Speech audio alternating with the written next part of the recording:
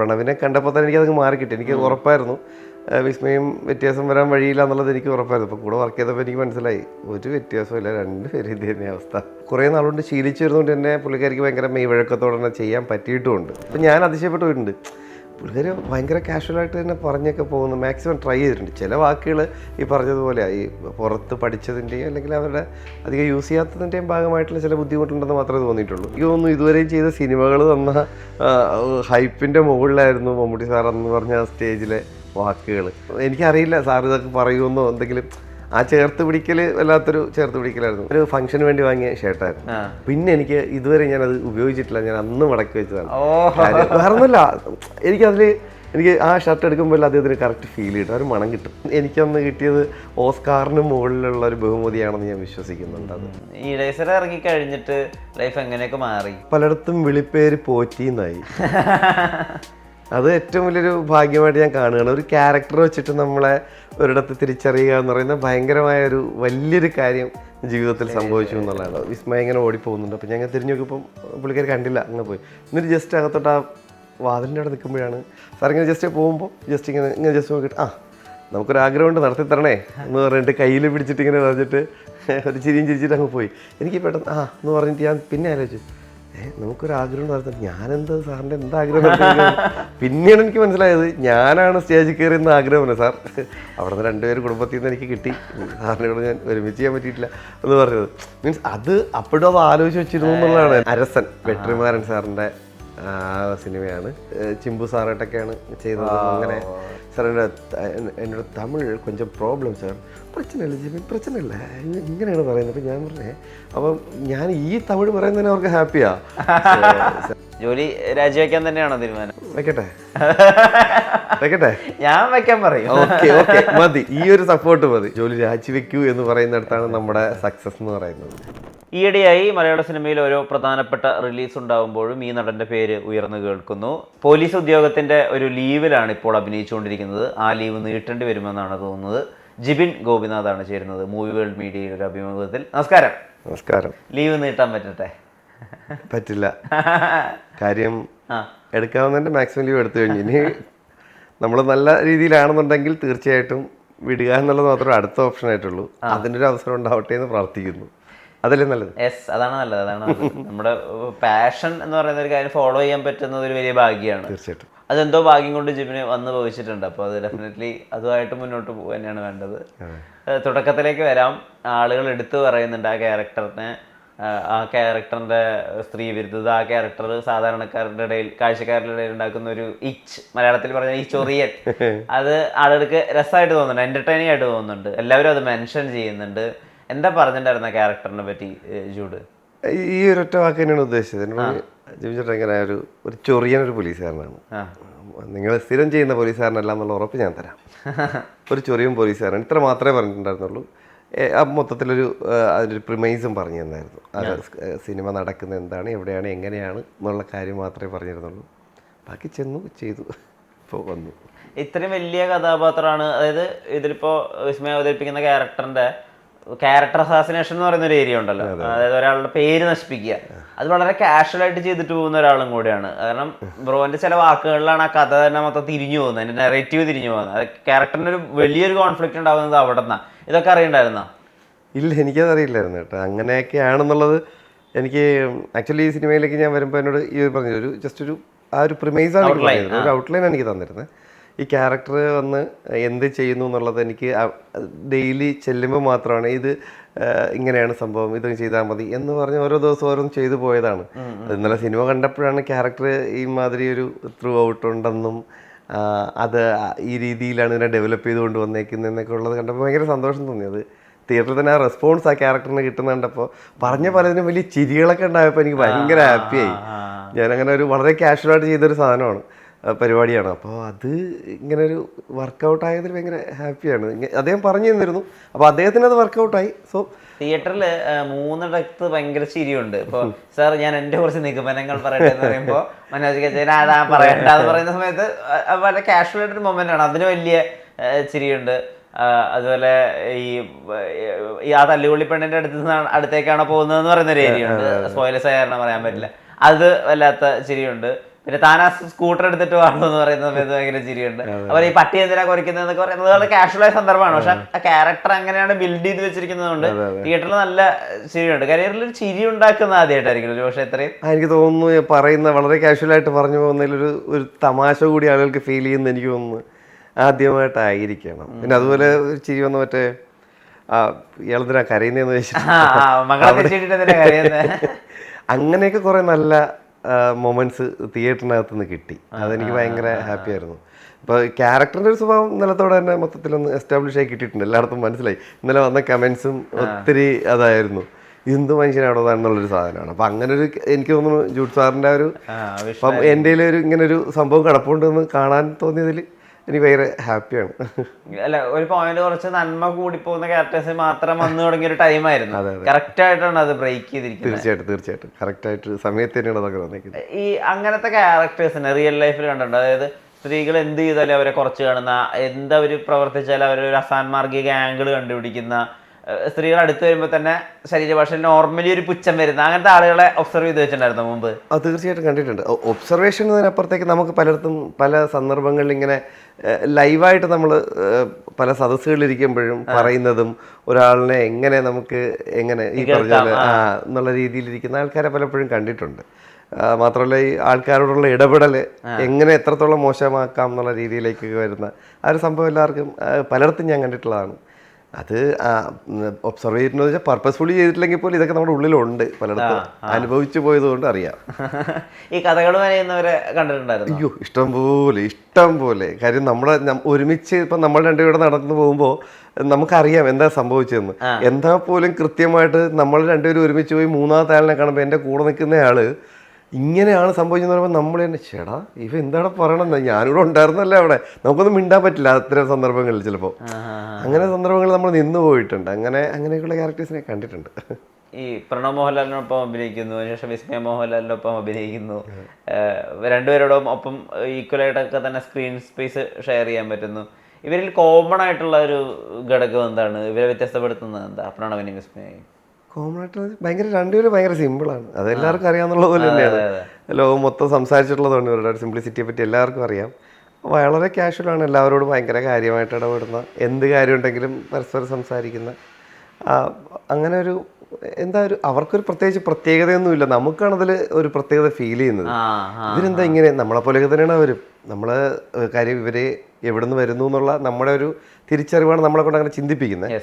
Actually അവർ നമ്മളെപ്പോലെ തന്നെയുള്ള വേറെ പ്രത്യേകതകളൊന്നും ഞാൻ അധികം കണ്ടിട്ടില്ലാത്ത ആൾക്കാരാണ്. സാധാരണ മനുഷ്യരാണ്, സാധാരണക്കാരെ പോലെ ചിന്തിക്കുന്ന, സാധാരണക്കാരെ പോലെ പ്രവർത്തിക്കുന്ന, നമ്മളെപ്പോലെ ജീവിക്കുന്ന ഒരു മനുഷ്യർ. അത് മാത്രമേ ഉള്ളൂ. എനിക്കങ്ങനെ വേറെ ഒന്നും തോന്നിയിട്ടില്ല. എനിക്ക് ഈ ആദ്യം ഒരു കൗതുകം ഉണ്ടായിരുന്നു, ലാൽ സാറിൻ്റെ ഫാമിലിയാണല്ലോ, ലാൽ സാറിൻ്റെ മക്കളാണല്ലോ എന്നുള്ള രണ്ടുപേരെ കണ്ടപ്പോഴും അതെനിക്ക് പ്രണവിനെ കണ്ടപ്പോൾ തന്നെ എനിക്കത് മാറിക്കിട്ടി. എനിക്ക് ഉറപ്പായിരുന്നു വിസ്മയം വ്യത്യാസം വരാൻ വഴിയില്ല എന്നുള്ളത് എനിക്ക് ഉറപ്പായിരുന്നു. അപ്പോൾ കൂടെ വർക്ക് ചെയ്തപ്പോൾ എനിക്ക് മനസ്സിലായി ഒരു വ്യത്യാസമില്ല, രണ്ടുപേരും ഇത് തന്നെ അവസ്ഥ.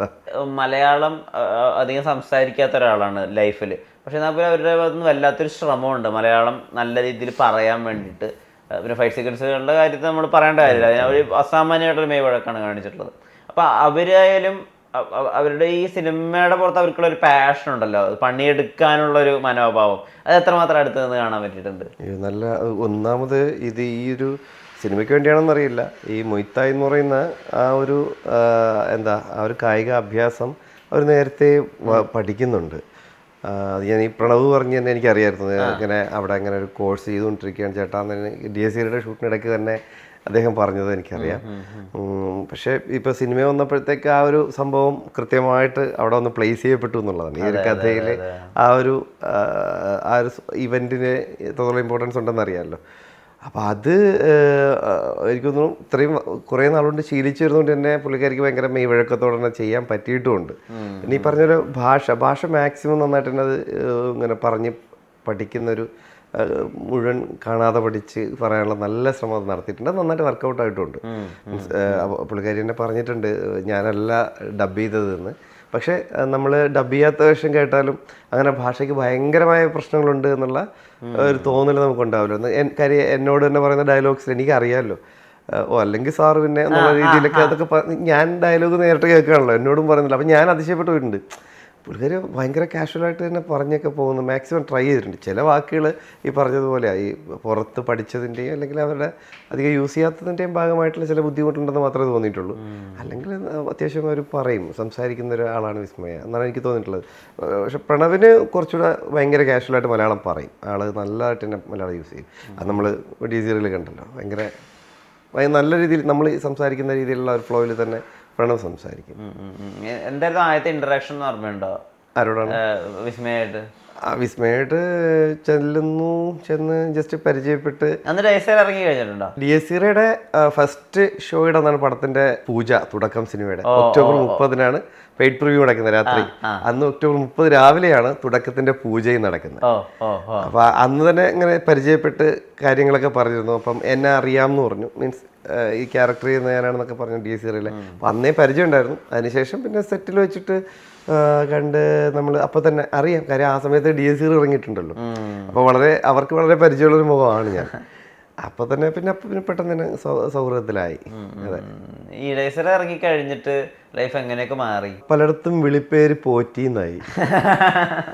അത് ഏറ്റവും വലിയൊരു ഭാഗ്യമായിട്ട് ഞാൻ കാണുകയാണ്. ഒരു ക്യാരക്ടർ വെച്ചിട്ട് നമ്മളെ ഒരിടത്ത് തിരിച്ചറിയുക എന്ന് പറയുന്നത് ഭയങ്കരമായ വലിയൊരു കാര്യം ജീവിതത്തിൽ സംഭവിച്ചു എന്നുള്ളതാണ്. സത്യം. ഞാൻ ഇവിടുത്തെ റിസപ്ഷനിസ്റ്റ് ഒക്കെ ആയിട്ടുള്ള ഒരാളുണ്ട്. അപ്പോൾ അവളോട് ഇങ്ങനെ ആരൊക്കെ ഇഷ്ടം എന്ന് പറഞ്ഞപ്പോൾ ജിബിൻ കുമാർ ആക്ടർ DSCറിലെ പോറ്റി. അതെ, പോറ്റി എന്ന് പറഞ്ഞു കഴിഞ്ഞാൽ എല്ലാവർക്കും കിട്ടുന്ന ഒരു സംഭവമായിട്ട് വന്നു. അതൊരു ഭയങ്കര കാര്യമായിട്ട് ഞാൻ വിചാരിക്കുന്നു. അപ്പോൾ ഇനി പോറ്റി അതുപോലെ അല്ലെങ്കിൽ ഇനി ഒരു വേറെ ക്യാരക്ടറിലേക്കുള്ളൊരു ചേഞ്ച് ആവട്ടെ അടുത്തതെന്ന് ഞാൻ വിചാരിക്കുന്നു. ഇപ്പോൾ അത് തന്നെയാണ് DSCറി കൊണ്ടുവന്ന ഏറ്റവും വലിയ മാറ്റം. ആളുകളിൽ ഏറ്റവും നന്നായിട്ട് എത്തി എന്നുള്ളതാണ്. ഞാൻ വളരെ ആൾക്കാർക്ക് ഈ പറഞ്ഞ് പെട്ടെന്ന് അപ്പം അല്ലെങ്കിൽ ഏതൊക്കെ പടം പറയണം എന്നുള്ളത് അറിയില്ല. ഇപ്പം തന്നെ ഇപ്പം വിഷ്ണു പറഞ്ഞതുപോലെ DSCറിൽ എന്ന് പറയുമ്പോൾ ആ ക്യാരക്ടറുള്ളിലുണ്ട് ആൾക്കാരുടെ. അതായിരുന്നു നമുക്ക് വേണ്ടിയിരുന്നത്. നമ്മുടെ മുഖം അവരിലേക്ക് എത്തുക എന്നുള്ളതാണ്, മനസ്സിൽ നിൽക്കുക എന്നുള്ള വലിയ കാര്യമാണ്. ഒരു ആക്ടറിൻ്റെ ഏറ്റവും കാര്യമായിട്ടുള്ള കാര്യം എന്ന് വെച്ചാൽ നമ്മൾ തിരിച്ചറിയുക, പേര് ആൾക്കാരെ ഐഡൻറ്റിഫൈ ചെയ്യുക എന്നുള്ളതാണ്. അടുത്ത സിനിമകൾ കിട്ടുക എന്ന് പറഞ്ഞാൽ ആൾക്കാരുടെ ഉള്ളിൽ നമ്മളുണ്ടെങ്കിലേ സിനിമാക്കാർ നമ്മളെ വിളിക്കുള്ളൂ. അയാളെ വയ്ക്കുന്നതുകൊണ്ട് ആൾക്കാർ 10 പേര് കണ്ടു കഴിഞ്ഞാൽ, മോശം പറയാനായാലും നല്ലത് പറയാനായാലും ആൾക്കാർ കണ്ടാൽ അറിയണം. ഒരു തുടക്കക്കാരെ സംബന്ധിച്ച് അതിലേക്ക് എത്തുക എന്നുള്ളതാണ് ഏറ്റവും വലിയൊരു കാര്യം എന്ന് പറയുന്നത്. അപ്പം അത് DSCറി എനിക്ക് കൊണ്ടുവന്നു തന്നെയാണ് എൻ്റെ വിശ്വാസം.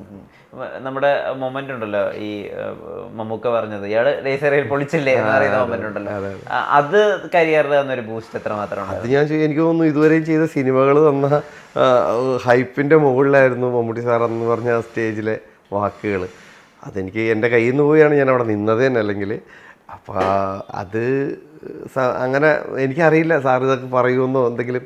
ആ ചേർത്ത് പിടിക്കൽ വല്ലാത്തൊരു ചേർത്ത് പിടിക്കലായിരുന്നു. ഞാൻ പറഞ്ഞില്ല, ഈ പറഞ്ഞ പോലെ ഞാൻ അന്ന് ആദ്യമായിട്ടാണ് സാർ ഇങ്ങനെ തന്നെ ചേർത്ത് നിർത്തുന്നത് തന്നെ. ആ ഒരു മീൻസ് അങ്ങനെ പിടിച്ച് തോളത്ത് അല്ലെങ്കിൽ നമ്മുടെ ദേഹത്ത് ചേർത്ത് അദ്ദേഹത്തോട് ചേർത്ത് നിർത്തിയത്.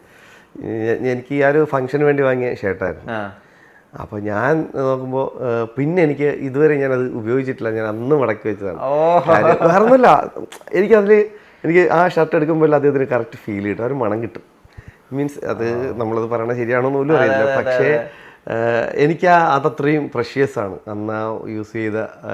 അതുകൊണ്ട് തന്നെ ഞാൻ അന്ന് ഭദ്രമായിട്ട് കവർ ചെയ്ത് സെറ്റാക്കി വെച്ചിട്ടുണ്ട്. ഞാൻ ഇടയ്ക്കിടയ്ക്ക് എടുത്ത് നോക്കും വയ്ക്കും.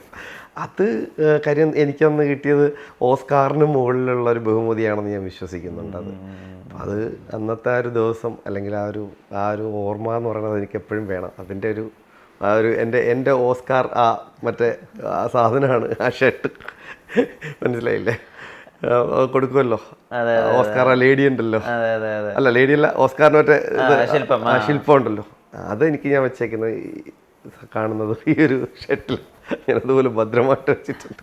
അവിടെ നിന്ന് നേരെ പോകുന്നത് ഈ പറഞ്ഞ ഫാൻസിൻ്റെ ഒക്കെ ഭാഷയിൽ പറഞ്ഞാൽ ലാലേട്ടൻ ക്യാമ്പിലേക്കാണ് കംപ്ലീറ്റ്ലി. അപ്പം അദ്ദേഹമായിട്ടും ഒരു ഇൻട്രാക്ഷനൊക്കെ ഉണ്ടാവില്ല, സംസാരിക്കാനൊക്കെ പറ്റിയിട്ടുണ്ടാവും. അപ്പം സീൻസ് ഇല്ല. അപ്പോൾ എന്താണ് അദ്ദേഹമായിട്ടുള്ള ഇൻട്രാക്ഷൻ? അല്ലെ അദ്ദേഹം ശ്രദ്ധിച്ചിട്ടുണ്ടോ ജിബിൻ ബ്രോ? ഞാൻ ഈ തുടക്കത്തിൻ്റെ സെറ്റിൽ എനിക്ക് ലാൽ സാറായിട്ട് കോംബോ ഇല്ലല്ലോ. പറഞ്ഞതുപോലെ ഞാൻ അദ്ദേഹത്തിൻ്റെ ഷൂട്ടിലൊരു ദിവസം എനിക്ക് ആഫ്റ്റർനൂൺ ഷൂട്ടുണ്ടായിരുന്നു. അപ്പം ഞാൻ കുറച്ച് നേരത്തെ അദ്ദേഹത്തെ കാണാമല്ലോ, ദൂരെ നിന്ന് കാണുക എന്നുള്ള ഉദ്ദേശം ഉണ്ടായിരുന്നുള്ളൂ. ഞാൻ മാറി നിൽക്കുമ്പോൾ ജൂഡ് സാറും വിസ്മയും ലാൽ സാറും കൂടെ മാറി നിന്ന് എന്തൊക്കെയോ സംസാരിക്കുന്നുണ്ടായിരുന്നു. ഞാൻ ദൂരെ ഇങ്ങനെ നിന്ന് നമ്മളൊരു 150 മീറ്റർ മാറി നിന്ന് സംസാരിക്കുമ്പോൾ പെട്ടെന്ന് പുള്ളി കണ്ടു പറഞ്ഞ് മനീവ എന്ന് പറഞ്ഞിട്ട്, ഞാൻ ഇപ്പോഴാട്ടോ ഈ അടുത്ത സിനിമ കണ്ടത്, ഗംഭീരമായിരുന്നു കേട്ടോ, വളരെ നല്ല ആക്ടറാണ് എന്നൊക്കെ പറഞ്ഞ്.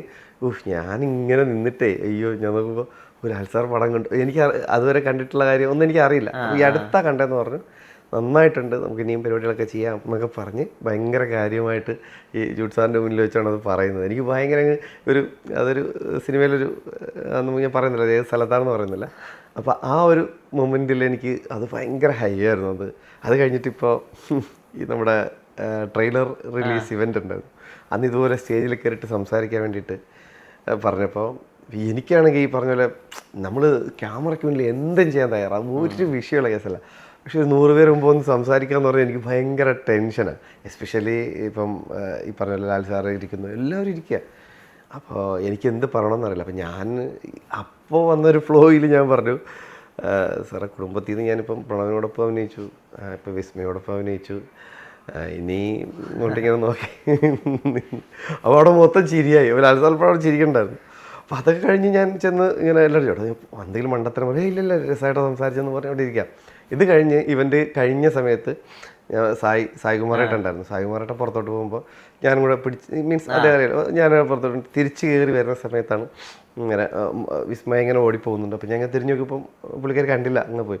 എന്നിട്ട് ജസ്റ്റ് അകത്തോട്ട് ആ വാതിലിൻ്റെ അവിടെ നിൽക്കുമ്പോഴാണ് ലാൽ സാറും പിന്നെ ചിത്ര ചേച്ചിയൊക്കെ വരുന്നത്. വന്നപ്പോൾ ഞാനിങ്ങനെ സൈഡിലോട്ട് ഒതുങ്ങി നിന്നു. നമ്മൾ ബ്ലോക്ക് ചെയ്യാൻ പാടില്ല, ഒതുങ്ങി നിന്ന് കാണാത്ത മീൻസ് കണ്ടോ കാണുന്നല്ല അറിയില്ല. സാറിങ്ങനെ ജസ്റ്റ് പോകുമ്പോൾ ഇങ്ങനെ ജസ്റ്റ് നോക്കിയിട്ട് നമുക്കൊരാഗ്രഹമുണ്ട് നടത്തി തരണേ എന്ന് പറഞ്ഞിട്ട് കയ്യിൽ പിടിച്ചിട്ട് ഇങ്ങനെ പറഞ്ഞിട്ട് ഒരു ചിരിയും ചിരിച്ചിട്ട് അങ്ങ് പോയി. എനിക്ക് പെട്ടെന്ന് എന്ന് പറഞ്ഞിട്ട് ഞാൻ പിന്നെ ആലോചിച്ചു, നമുക്കൊരാഗ്രഹം നടത്തുന്നത് ഞാനെന്താ സാറിൻ്റെ എന്താഗ്രഹം നടത്തുന്നത്. പിന്നെയാണ് എനിക്ക് മനസ്സിലായത് ഞാനാണ് സ്റ്റേജിൽ കയറിയെന്ന് ആഗ്രഹമല്ല സാർ. അവിടെ നിന്ന് 2 പേര് കുടുംബത്തിൽ നിന്ന് എനിക്ക് കിട്ടി, സാറിനോട് ഞാൻ ഒരുമിച്ച് ചെയ്യാൻ പറ്റിയിട്ടില്ല എന്ന് പറഞ്ഞത്. മീൻസ് അത് അപ്പോഴും അത് ആലോചിച്ച് വെച്ചിരുന്നു എന്നുള്ളതാണ്. എന്നെ കണ്ടുടനെ അത് വന്നിട്ട് പറഞ്ഞിട്ട് ഇങ്ങനെ പറഞ്ഞാണ് പോകുന്നത്. അതൊക്കെ ഭയങ്കര മൊമെൻറ്റ്സ് ആയിരുന്നു. എനിക്കതൊക്കെ ഞാൻ പറഞ്ഞില്ല, ഞാൻ വരുന്നൊരു സാഹചര്യം അല്ലെങ്കിൽ ഞാൻ എവിടെ നിന്ന് വരുന്നു എന്നുള്ള കൃത്യമായ ധാരണ എനിക്കുണ്ട്. യാതൊരു വിധത്തിലും നമുക്ക് ഇവരെയൊക്കെ അടുത്ത് കാണാൻ പോലും പറ്റും ജീവിതത്തിൽ. പണ്ട് ഈ സിനിമയ്ക്ക് വേണ്ടി ഓടി നടക്കുന്ന സമയത്ത്, അതായത് ഇപ്പോൾ ഇവിടെ നിന്ന് ട്രിവാൻഡ്രത്ത് നിന്ന് KSRTC ബസ് പിടിച്ചിട്ട് കൊച്ചിയിലൊരു പൂജ ഉണ്ടാകുമ്പോൾ പോകുന്നു, രാവിലെ പൂജ അറ്റൻഡ് ചെയ്യുന്നു, 2 ചാൻസ് ചോദിക്കുന്നു, തിരിച്ച് അതേ മറ്റൊരു KSRTC പിടിച്ചിട്ട് തിരുവനന്തപുരത്ത് പോകുന്നത്. ഇത് റൊട്ടീനായ ഒരു സമയം ഉണ്ടായിരുന്നില്ല. ആ സമയത്ത് ഇങ്ങനെ സ്വപ്നങ്ങളിലൊക്കെ ആഗ്രഹം ഉണ്ടായിരുന്നു. ഒരു മമ്മൂക്ക പടം, അത് കഴിഞ്ഞൊരു ലാലേട്ടൻ പടം, അങ്ങനെ സ്വപ്നം ഉണ്ടായിരുന്ന സമയം ഉണ്ടായിരുന്നു. ഞാൻ അങ്ങനെ ഏതെങ്കിലും ഒരു പ്രത്യേക ഒരു മൊമെന്റിലേക്ക് ഒരു സ്വപ്നം വച്ചിട്ടില്ലായിരുന്നു. ഏതെങ്കിലും ഒരു ഇതാണ് മൊമെന്റ് അല്ലെങ്കിൽ അതാണ് മൊമെന്റ് എന്നുള്ള രീതിയിൽ ഞാൻ സ്വപ്നം കണ്ടിട്ടില്ല. ആത്യന്തികമായിട്ട് ഞാൻ സിനിമ എന്നുള്ളൊരു സ്വപ്നം മാത്രമുണ്ട്. എനിക്ക് സിനിമയിൽ ജീവിക്കണം, എനിക്ക് എന്ത് വന്നാലും ശരി എനിക്ക് സിനിമയ്ക്കകത്ത് ജീവിക്കണം എന്നുള്ളതായിരുന്നു എൻ്റെ ഏറ്റവും വലിയ ഇന്നും ഉള്ള ആഗ്രഹം. അത് തന്നെയാണ്. ഓരോ മൊമെന്റിലും ഞാനത് മാത്രമേ, എനിക്ക് വേറൊരു കാര്യത്തെപ്പറ്റി ഇപ്പം സിനിമയെ പറ്റി അങ്ങനെ ധാരണ ഉണ്ടെന്ന് വെച്ചാൽ അതൊന്നുമില്ല. പക്ഷേ എനിക്ക് ചിന്തിക്കാനോ പറയാനോ വേറെ കാര്യങ്ങളില്ല എന്നുള്ളത് ആണ് എൻ്റെ ഒരു അവസ്ഥ. അതാണ് എനിക്ക് എവിടെ പറഞ്ഞു പോയാലും ഞാൻ പണ്ട് എൻ്റെ ഇപ്പോഴും ഞാൻ പഠിപ്പിച്ച പിള്ളേരൊക്കെ പറയും, സാറിന്ന് ഞാൻ മാത്സ് ആയിരുന്നു, ഞാൻ പഠിച്ചതൊക്കെ മാത്സൊക്കെയാണ്, ഡിഗ്രിയും. അപ്പം ഞാനൊരു ട്യൂഷനും കാര്യമൊക്കെ പോകുമ്പോഴും ഇന്ന് ആ പിള്ളേരൊക്കെ വലിയതായല്ലോ.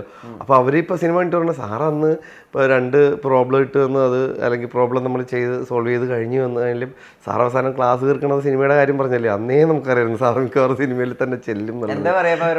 എന്തെങ്കിലും പറഞ്ഞു തുടങ്ങിയിട്ട് നമ്മൾ പോയ ജൂനിയർ ആർട്ടിസ്റ്റായിട്ട് പോയ കഥകൾ എനിക്ക് പറയാനൊരു സ്ഥലം വേണം. അതിന് ഇത്രയുടെ ആളായാലും ശരി ഞാൻ പറയും, എനിക്ക് അറിയാണ്ട് വരും. ഈ നാഷണൽ അവാർഡ് കിട്ടിയ സമയത്തൊക്കെ രാഹുലിനെ വിളിച്ചിരുന്നോ? മമ്മൂക്കയ്ക്ക് നാഷണൽ അവാർഡ് കിട്ടിയ സമയത്തൊക്കെ അത് മമ്മൂട്ടി സാറായിട്ട് എല്ലാവരുമായിട്ടും ഞാൻ എപ്പോഴും കോൺടാക്ട് ഇരിക്കുന്നത്. അതൊക്കെ എപ്പോഴും നടക്കുന്ന കാര്യങ്ങളാണ്. അന്ന് സ്റ്റേറ്റ് അവാർഡ് കിട്ടുമ്പോഴും ചെന്ന് മമ്മൂക്കയുടെ അടുത്താണ് അന്ന് ആ DSCയുടെ ഇറങ്ങിയ സമയത്ത് അന്ന് സാർ കണ്ടിട്ടില്ല. അപ്പോൾ ഞാൻ അന്ന് സ്റ്റേറ്റ് അവാർഡ് കിട്ടുന്ന സമയത്ത് നമ്മുടെ ചത്താപ്പച്ചിയുടെ ലൊക്കേഷനിലാണ് ചെന്ന് കാണാൻ വേണ്ടി നിന്ന് സാറിനെ കണ്ട് ഭയങ്കര സന്തോഷം അറിയിക്കണമല്ലോ, സാറിന് കിട്ടിയതിൻ്റെ ഒരു ആശംസ അറിയിക്കാൻ വേണ്ടി നിൽക്കുമ്പോൾ ഞാൻ അങ്ങോട്ടും നീ വന്നാ നിൻ്റെ പടത്തിനാണല്ലോ ഫുൾ കൈയടി കംപ്ലീറ്റ് വാരിക്കൊണ്ട് പോകണമെന്നല്ലോ പറഞ്ഞത് എന്നാണ് സാറ് പറയുന്നത്. കൺഗ്രാറ്റ്സ്. എനിക്ക് ഇങ്ങോട്ട് വന്നു, ഞാൻ ഞെട്ടിപ്പോയി. ഞാൻ കൺഗ്രാറ്റ്സ് പറയാൻ പോയിട്ട് സാറ് എനിക്ക് ഇങ്ങോട്ട് കൺഗ്രാറ്റ്സ് പറയുകയാണ്. അപ്പം ഞാൻ പറഞ്ഞു അല്ല കൺഗ്രാറ്റ്സ് ശരി കേക്ക് കുറിക്കാം എന്ന് പറയാണ്ട് വിളിച്ചോണ്ട് പോകുന്നത്. അതാണ് ഈ പറഞ്ഞ ചിന്തിക്കാത്ത സ്ഥലങ്ങളിലൊക്കെ എനിക്ക് എത്തിപ്പെടാൻ പറ്റിയിട്ടുണ്ട്. അപ്പം നമ്മൾ ചെറിയ പ്രായം മുതൽ എനിക്ക് തോന്നുന്നു ഞാനൊക്കെ ജനിച്ച വർഷത്തിലൊക്കെ മമ്മൂട്ടി സാറൊക്കെ ഇവിടെ ഓൾറെഡി ഉണ്ട്, ലാൽ സാറൊക്കെ അവർ ഓൾറെഡി സിനിമയ്ക്കകത്താണ്. നമ്മൾ എന്നിട്ട് ചെറിയ പ്രായം മുതലേ സിനിമ കാണുന്നു ഇവരൊക്കെ കണ്ട് കണ്ട് കണ്ട് കണ്ട് കണ്ട് നമുക്കിങ്ങനെ ഓരോ മൊമെൻറ്റും എനിക്ക് എപ്പോഴാണ് വന്ന് സിനിമയിലോട്ട് ഈ പറഞ്ഞ സിനിമയ്ക്കകത്തേക്ക് ചെല്ലാൻ പറ്റുക എന്നുള്ളൊരു ഇതിൽ നിൽക്കുമ്പോഴൊക്കെ ഇവർ നമ്മളെങ്ങനെ പ്രചോദിപ്പിച്ചും കൊതിപ്പിച്ചും കൊണ്ട് നിൽക്കുകയാണ്. ഇങ്ങനെ ഗംഭീരമായിട്ട് നമ്മളെങ്ങനെ ഹൈ ആക്കിക്കൊണ്ടിരിക്കുകയാണ്.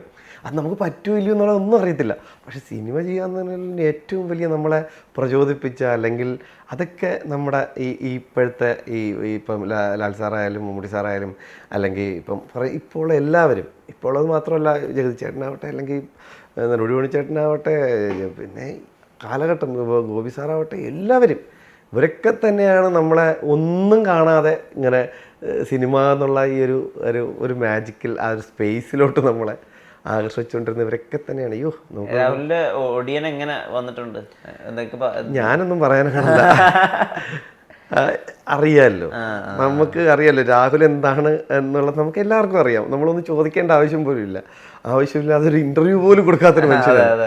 അതൊരു വലിയൊരു രഹസ്യത്തിന്റെ കലവറയാണ് രാഹുൽ സദാശിവം എന്നാണ് എനിക്ക് മനസ്സിലായിട്ടുള്ളത്. ഈ പറഞ്ഞാലും തീരാത്ത ഇത്തരം കഥകളുടെ ഒരു കണ്ടു കഴിഞ്ഞാൽ വളരെ സുമുഖനാണെങ്കിലും ഉള്ളിൽ കംപ്ലീറ്റ് ബ്ലാക്ക് ആണ്. ബ്ലാക്ക് കഥകളുടെ പറയാറുണ്ടോ ഇങ്ങനത്തെ കഥകൾ? ചെറിയ ചെറിയ സംഭവങ്ങളൊക്കെ ഇങ്ങനെ ഒരു പരിപാടി ഇങ്ങനെ ആലോചിക്കുന്നുണ്ട് കാര്യങ്ങൾ എന്നൊക്കെ ഉള്ളത് ഇടയ്ക്കൊക്കെ സംസാരിക്കുമ്പോൾ വരാറുണ്ട്. ഇന്നലെ രാത്രി വിളിച്ചിരുന്നു. ഇന്നലെ രാത്രി വിളിച്ച് കുറേ കാര്യം എനിക്ക് ഏത് സമയത്തും ഇങ്ങനെ വിളിക്കാവുന്ന ഒരാളാണ്, അല്ലെങ്കിൽ എന്നെ വിളിക്കുന്ന ആളാണ്. അപ്പൊ അദ്ദേഹത്തിൻ്റെയൊക്കെ ഏറ്റവും അടുത്തൊരു സൗഹൃദ വലയത്തിലേക്ക് നമ്മൾ എത്തുക എന്നുള്ളത് എനിക്ക് ഭയങ്കര പ്രൗഡാണ് അതൊക്കെ. കാര്യം ഞാൻ ഇദ്ദേഹത്തിൻ്റെ നമ്മൾ ഈ DSCറിൽ ഞാൻ എത്തുന്നത് നമ്മുടെ ദിന്നാദ്, നമ്മുടെ ഗിരീഷ് പുത്തഞ്ചേരി സാറിൻ്റെ മകൻ വഴിയാണ് ഞാൻ എത്തുന്നത്. ഞാൻ അവനോട് പണ്ട് പറഞ്ഞിട്ടുണ്ട്, എനിക്ക് തോന്നുന്നു ഭൂതകാലമൊക്കെ കഴിയണ സമയത്തോ ആണെന്ന് തോന്നുന്നു, ഞാൻ പറയടാ എന്തെങ്കിലും ആ മനുഷ്യൻ്റെ പടത്തിലൊരു ഒരു ഒരു പാസിങ് ഷോട്ടെങ്കിലും എനിക്ക് കിട്ടിയാൽ ഭയങ്കര സന്തോഷമായിരിക്കും. കൂടിപ്പോയ ഒരു സീനിൽ എന്നെ നിർത്തി തന്നാലും മതി, ഇത്രയൊക്കെ പറഞ്ഞിട്ടുണ്ടായിരുന്നുള്ളൂ. പക്ഷെ അത് യാദൃച്ഛികമായിട്ടൊരു ഇതുപോലൊരു ഇൻ്റർവ്യൂ കണ്ടുകൊണ്ടിരുന്നിട്ടാണ് അവൻ പെട്ടെന്ന് രാവിലെ വെച്ചിട്ട് നമുക്ക് ആ ക്യാരക്ടറിലേക്ക് പുള്ളിയെ നോക്കിയാലോ എന്ന് പറഞ്ഞാൽ ഒരൊറ്റ ചോദ്യത്തിലാണ് കംപ്ലീറ്റ് മാറി പറയുന്നത്. ഞാൻ പറഞ്ഞില്ലേ, ഒന്നും ചെറുതല്ല എന്ന് ഞാൻ ജീവിതത്തിൽ മനസ്സിലാക്കിയ ഏറ്റവും വലിയ മൊമെൻ്റ് അത്. ഒരു അദ്ദേഹം എൻ്റെ ഒരു പെർഫോമൻസ് കണ്ടിട്ടല്ല, ഇതുപോലെ ഇരുന്ന് ഞാനിങ്ങനെ ചില അലക്കുന്നത് കണ്ടിട്ട് അല്ലെങ്കിൽ സംസാരിക്കുന്ന കണ്ടിട്ട് ആണ് അദ്ദേഹം എന്നെ ഇതിൻ്റെ നേരെ ഓപ്പോസിറ്റ് ആ പടത്തിലെ ക്യാരക്ടർ. അധികം സംസാരിക്കില്ല, പക്ഷേ ഞാനിങ്ങനെ ഇരുന്ന് സംസാരിക്കുന്നത് കണ്ടിട്ടാണ് പെട്ടെന്ന് ദിന്നാദ് പുള്ളി ചെറിയ പരിപാടികളൊക്കെ ചെയ്യണേ കണ്ടിട്ടുണ്ട്. അത്യാവശ്യം വൃത്തിയായിട്ട് ചെയ്യുന്നതാണ്. അപ്പം ഞാൻ ഇതിനു മുമ്പ് രാഹുലിനോട് ചാൻസ് ചോദിച്ചിട്ടുണ്ട്. അപ്പോൾ പുള്ളി പലപ്പോഴും റിപ്ലൈ തന്നിട്ടുണ്ട്, നോക്കാം ബ്രോ എന്നൊക്കെ പറഞ്ഞിട്ട്. ഞാനിത് ആദ്യമായിട്ട് കാണാൻ പോകുമ്പോഴും ഞാൻ പറയുന്നുണ്ട്, ഞാൻ എനിക്ക് എന്തോ പറഞ്ഞിരുന്നല്ലോ നോക്കാം ബ്രോ എന്നൊക്കെ. അപ്പോൾ പുള്ളി പറഞ്ഞു എനിക്ക് ഓർമ്മ പോലും ഇല്ല, കാര്യം എൻ്റെ നമ്പർ സേവിംഗ് പോലും ഇല്ല, ആരയച്ചാലും പുള്ളി ഇതുപോലെയൊക്കെ അയക്കും. കാര്യം ഒരാളെ നിരാശപ്പെടുത്താറില്ല, നോക്കട്ടെ പറ്റുന്നതുപോലെ ചെയ്യാം എന്നൊക്കെ പറഞ്ഞ് വിടും, അതൊക്കെ സ്വാഭാവികമാണ്. പക്ഷേ ഇതുപോലെ ഒരു ആഗ്രഹിച്ചതാണ്, ഞാൻ ഭയങ്കരമായിട്ട് ആഗ്രഹിച്ചതാണ് ഒരു പാസിംഗ് ഷോട്ടില്ലെങ്കിൽ അദ്ദേഹത്തിൻ്റെ പടം ചെയ്യണം എന്നുള്ളത്. അത്രയും ഇപ്പം മലയാളത്തിലായാലും തമിഴിലായാലും ഇങ്ങനെ കുറേ ഡയറക്ടേഴ്സ് ഉണ്ടല്ലോ, നമ്മൾ ആഗ്രഹിക്കും, വെറുതെങ്കിലും കിട്ടാതിരിക്കും. ഈ ആഗ്രഹിക്കുന്നതിനും ചോദിക്കുന്നതിനും ഒരു മടിയും കാണിക്കരുത് ചിന്തിക്കുന്നത് അതുകൊണ്ടൊക്കെയാണ്.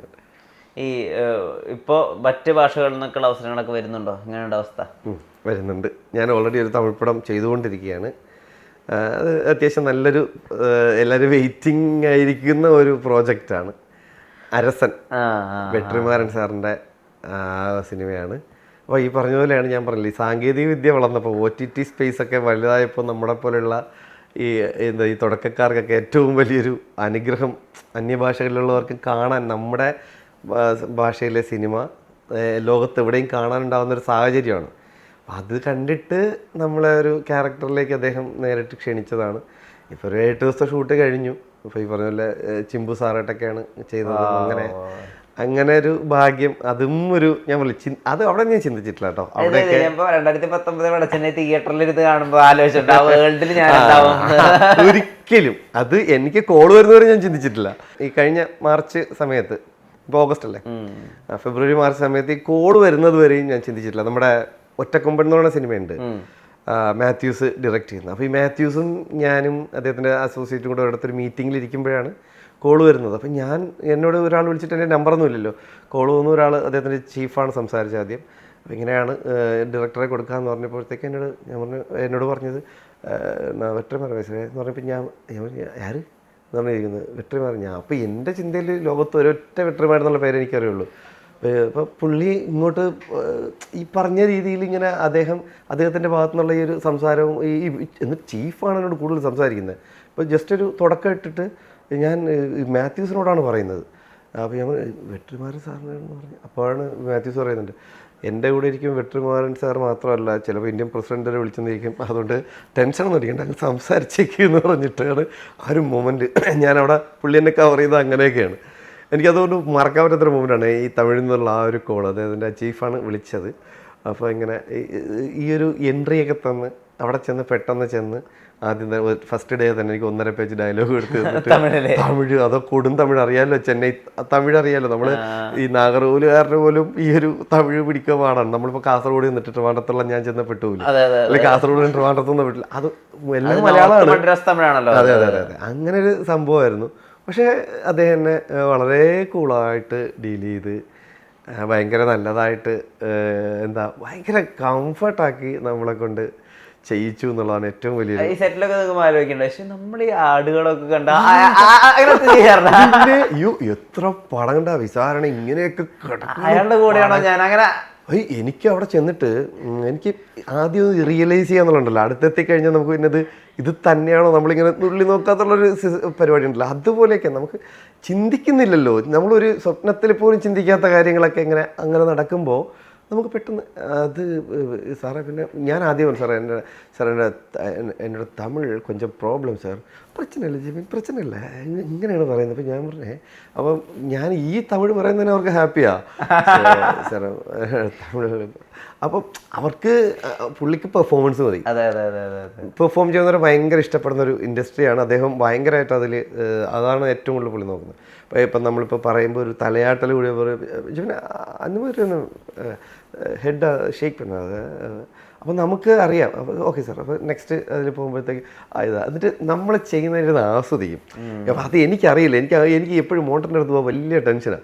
ചെയ്ത് കഴിഞ്ഞ സാധനം ഞാൻ ചെയ്ത് ഓക്കെ പറഞ്ഞിട്ടാലും ഞാൻ ചെന്ന് കണ്ടു കഴിഞ്ഞാൽ ഷൂടാ ഇത് കുറച്ചുകൂടെ വൃത്തിയായിട്ട് ചെയ്യാറുണ്ടല്ലോ എന്നൊരു ചിന്ത എനിക്ക് വരും.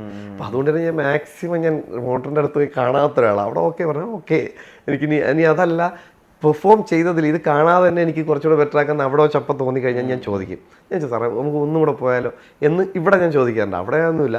പക്ഷേ നമ്മുടെ കൂട്ടത്തിലുള്ളൊരു അവിടെ ഉണ്ടായിരുന്നൊരു മേക്കപ്പ് ആർട്ടിസ്റ്റ് പുള്ളി വന്നിട്ട് പറഞ്ഞു, ചേട്ടാ നിങ്ങളെ പെർഫോമൻസ് പുള്ളിക്ക് ഭയങ്കര വർക്കാവുന്നുണ്ട് കേട്ടോ എന്ന് പറഞ്ഞപ്പോൾ അതെങ്ങനെ അറിയാം? അത് പുള്ളി കണ്ടിട്ട് ആ പുള്ളിയുടെ മുഖത്ത് വരുന്ന ചിരി കാണുമ്പോൾ എന്ന് പറഞ്ഞാൽ പുള്ളി ഉദ്ദേശിക്കുന്ന രീതിയിലെ ക്യാരക്ടർ അത് കൊണ്ടുപോകുന്ന കാണുമ്പോൾ, അപ്പോൾ അത് കേൾക്കുമ്പോൾ നമുക്ക് വീണ്ടും ഹൈ ആകും. അപ്പോഴും പിന്നെ ആ ടെൻഷനൊക്കെ മാറും. നമ്മളെ പണി അവിടുത്തെ ഡയറക്ടർക്ക് അല്ലെങ്കിൽ അദ്ദേഹത്തിന് വർക്കാവുന്നു എന്നുള്ളത് കാണുമ്പോൾ നമുക്ക് കുറെ കൂടെ സ്മൂത്ത് ആവും. നമുക്കൊരു എൻട്രിയുടെ ഒരു പ്രശ്നം ഉണ്ടാവുമല്ലോ, വേറൊരു ഭാഷ, വേറൊരു നാട്. അപ്പോൾ അങ്ങനൊരു സാധനം തുടക്കത്തിലുണ്ടാകുന്നത് അത് അപ്പം തന്നെ ഫുള്ളി വർക്കായി എന്ന് കണ്ടപ്പോൾ പിന്നെ നമുക്ക് ഭയങ്കര ഒരു ഈസിയാവും. ഈ നമ്മുടെ കൂടെ എന്ന് വെച്ചാൽ നമ്മൾ സിനിമ കണ്ടു തുടങ്ങുമ്പോൾ തൊട്ട് തന്നെ നമ്മുടെ കണ്ണിന് മുമ്പിൽ ഈ സ്റ്റാർ ആവുകയും സൂപ്പർ സ്റ്റാർ ആവുകയും ഒക്കെ ചെയ്ത ആളാണല്ലോ ചിമ്പു. അപ്പോൾ ഒരു കസാരയിട്ട് നമ്മളിരിക്കുന്ന തൊട്ടപ്പുറത്ത് സിമ്പു വന്നിരിക്കുന്നത് അയ്യോ അതാ ഞാൻ പറഞ്ഞത്. ഈ അവിടെ ചെന്നപ്പോൾ ഇവരൊക്കെ പബ്ലിക്കിൽ ഇറങ്ങിയുള്ള അവസ്ഥ അയ്യോ അത് കൊള്ളാം, ചെറിയ ഫാനാണോ അവിടെ. ഇപ്പം അങ്ങനെ ഞാൻ ഈ പറഞ്ഞ പോലെ നമ്മളിരിക്കുന്ന പോലെ അല്ലെങ്കിൽ കുറച്ചുകൂടെ അടുത്തായിട്ട് ഇങ്ങനെ ഇരുന്ന് കാര്യം പറയാണ്.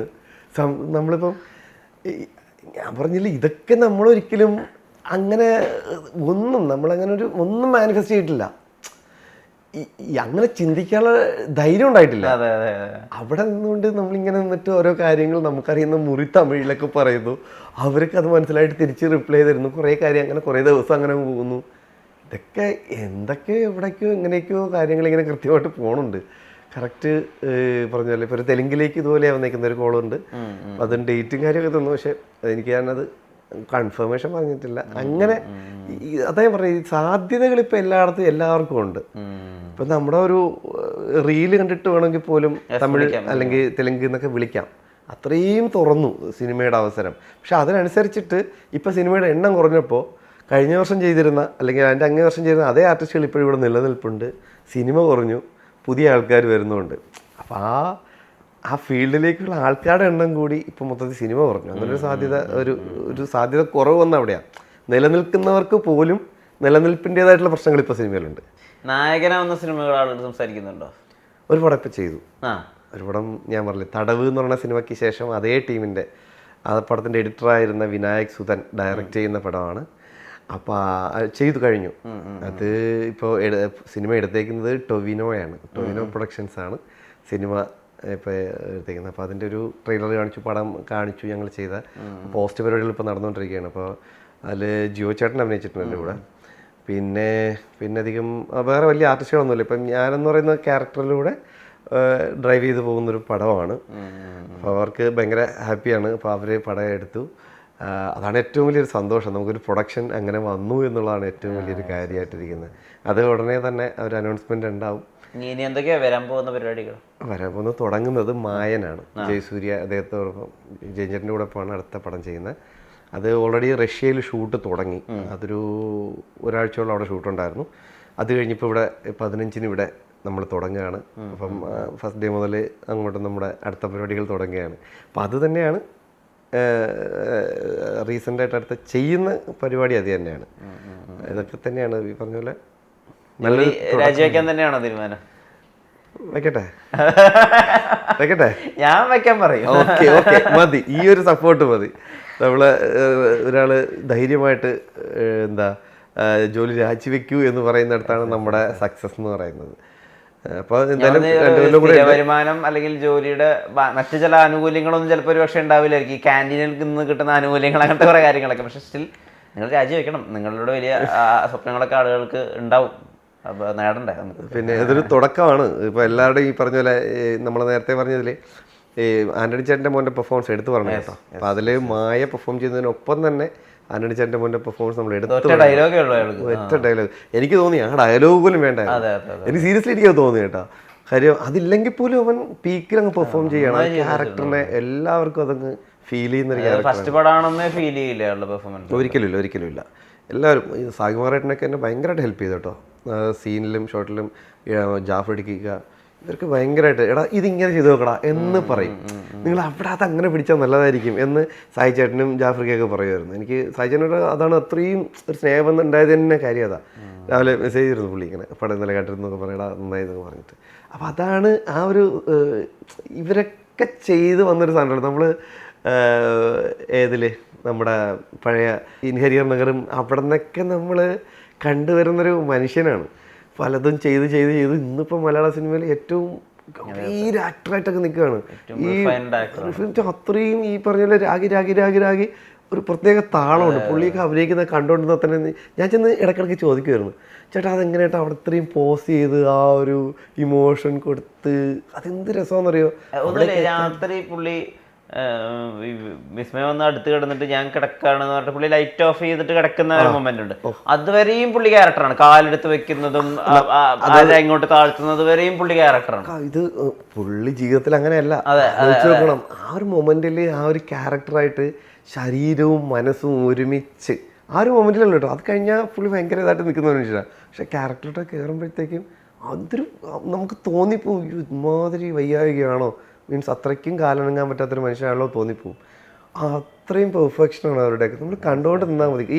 എനിക്ക് തോന്നുന്നു ഈ വിസ്മയുടെയും ആശിഷിൻ്റെയൊക്കെ ഏറ്റവും വലിയ ഭാഗ്യം അതാണ്, തുടങ്ങി വെച്ചേക്കുന്നത്. കാര്യം ഇവരുടെയൊക്കെ അഭിനയം നമ്മൾ നോക്കിക്കൊണ്ടിരുന്നാൽ പോലും കുറേ കാര്യങ്ങളിട്ട് ടൈമിങ് അല്ലെങ്കിൽ ആ ഒരു നമ്മൾ പറയുന്ന വാക്കുകൾക്കിടയിലുള്ള ഒരു പോസ് പോലും അതിഭീകരമാണ്. അതിൽ ഭയങ്കര കണക്ഷനുള്ള സാധനങ്ങളാണ് അതൊക്കെ.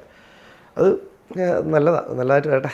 ഈ തുടക്കം ഉണ്ട് ഇപ്പോൾ തമിഴിലേക്കും തെലുങ്കിലേക്കും ഒക്കെ. അത് ഇനി കുറച്ചും കൂടി പാൻ ഇന്ത്യനാവട്ടെ, കുറേയും കൂടി അവസരങ്ങൾ കിട്ടട്ടെ. നമുക്ക് ഇടയ്ക്കിടയ്ക്ക് ഇങ്ങനെ ഓരോ പടത്തിൽ വിജയത്തിന് ശേഷം കണ്ടുകൊണ്ടാണ്. ഉറപ്പായിട്ടും നേരത്തിന് ഒരുപാട് നന്ദി ജിബിൻ.